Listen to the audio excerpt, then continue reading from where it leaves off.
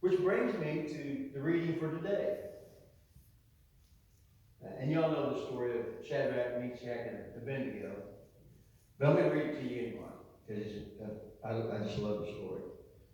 But I'm going to kind of skip over a little bit. Then the princes and the governors and the captains and the judges and the treasurers and the counselors, the sheriffs, or a bunch of them, were gathered together under the dedication of the image of Nebuchadnezzar, the king had set up. And they stood before the image of Nebuchadnezzar that he had set up. Then the heralds cried out, "To you it is commanded, O people, nations, and languages, that at what time you hear the sounds of the cornet, the flute, the harp, sackbut, psaltery, disclaimer, and all the other musics, you fall down and worship the golden image of Nebuchadnezzar, and the king has set that up." All those things that we just were talking about, those somehow, at some point, become greater than our God. Because those are things that we can touch, and that we can smell, and we can see, and we can see how they act. I think sometimes not only are they set up for God, they're also set up at other times for the other guy. And we sometimes fall into those categories of, this is the most important thing to me. But we fail to hear the voice of God saying, no, I'm the most important thing to you. And there are always those that fight back. You know, I'm fully aware that the Methodist Church is splitting. I'm fully aware that it's just adding to, you know, all the other Methodist churches not leaving the Wesleyan thought or Christ. They're just leaving the Methodist Church, United Methodist Church. Because somewhere along the line, and by the way, this is my opinion, somewhere along the line, we have forgotten what it truly means to be in a grace relationship with our God and with our neighbors, with those people that we're in fellowship every single day. Yeah, they may be gay, they may be from the Soviet Union or Ukraine. Heck, they may even be from Texas. But it's not where they're from, or it's not what they believe. It's whose they are that's the most important thing. And I think somewhere along the line, the churches, and again, this is David speaking, somewhere along the line, the churches have failed to recognize that Christ came to all. And thereby we do not separate ourselves. Yes, we have all the different labels across our doors, but the reality is that we are all one body in Christ. And there always will be those people that will stand up and say, no, I'm not going to follow that. I'm going to stay Christ-centered. So the story continues that Nebuchadnezzar, in his rage and fury, commanded, and so fall down and worship shall the same hour be cast into the midst of the burning fire. So if they didn't fall down, something bad was going to happen. Therefore, at that time, when all the people heard the sound of those instruments, all the people, all the nations, all the languages fell down and worshipped the golden image of Nebuchadnezzar that the king had set up. There's all kinds of golden images out there in our lives. There's just as many golden images in my life, by the way, as there are in your lives. And certainly I have nothing against gold. I have nothing against silver. I have nothing against dollar bills. Until they really began to play that role that exceeds my relationship with my God. Now, if you be ready, wherefore at that time certain men accused the Jews. They spoke to Nebuchadnezzar, O king, live forever. O thou king, hast made a decree that every man that shall hear the sound of these of these instruments, all of all kinds, shall fall down and worship your golden image. And whosoever falleth not down and worship that, he should be cast into the midst of the burning fiery furnace. Oftentimes when we run into those people that don't think like we do, or don't look like we do, or don't act like we do, where do we want to cast them? I suspect quite often we want to cast them in the fiery furnace, because they're not like us. Well, all I can say is be careful who you cast into the fiery furnace. There were certain Jews who had set over the affairs of the province of Babylon, Shadrach, Meshach, and Abendigo. These were Jews that were set high in authority over Babylon. O king, have not regarded thee.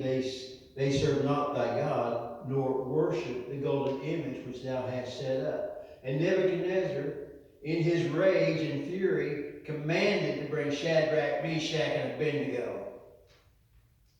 Then they brought these men before the king. Nebuchadnezzar spoke and said to them, Is it true, O Shadrach, Meshach, and Abendigo? Do you not serve my gods, nor worship the golden image which I have set up?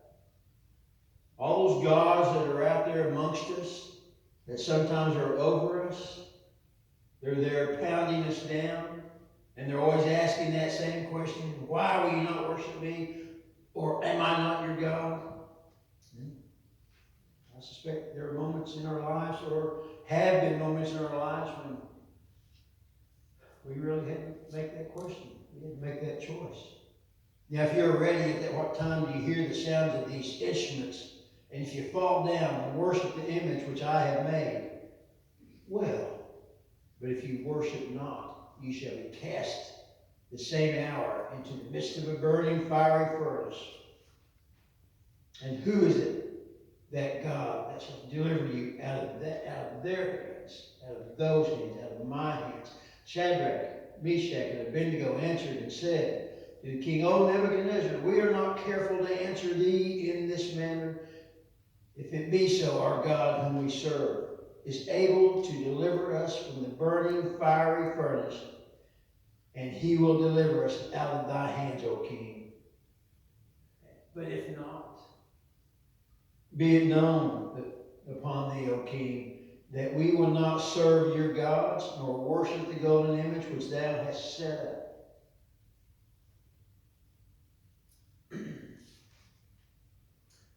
So I think it's incumbent upon the church to recognize where we are today, and the fracturing that we have within not only the Methodist Church, but frankly all churches. Even the fracturing that we have in our country and the world. It has always been like that. I suspect that it always will be until Jesus comes. But there has to be those who keep the faith. I heard the new coach, I can't remember his name at LU, wide receiver coach came from Texas Tech. See, I know those things. But they asked him, what's the most important thing? Now that you're here at the University of Oklahoma, what is the most important thing? He said, my God, my family, the university. Cool. Yeah. And isn't it refreshing to hear someone say, my God comes first? My family. Because it reminds us that if we put everything in proper perspective and proper order, we place God first, everything else has a way of falling into place. It has its natural order of where it belongs. Then Nebuchadnezzar, full of fury and a form of, he charged against Shadrach, Meshach, and Abendigo. Therefore he spoke the commandment, and they should be tossed into the furnace 7 times.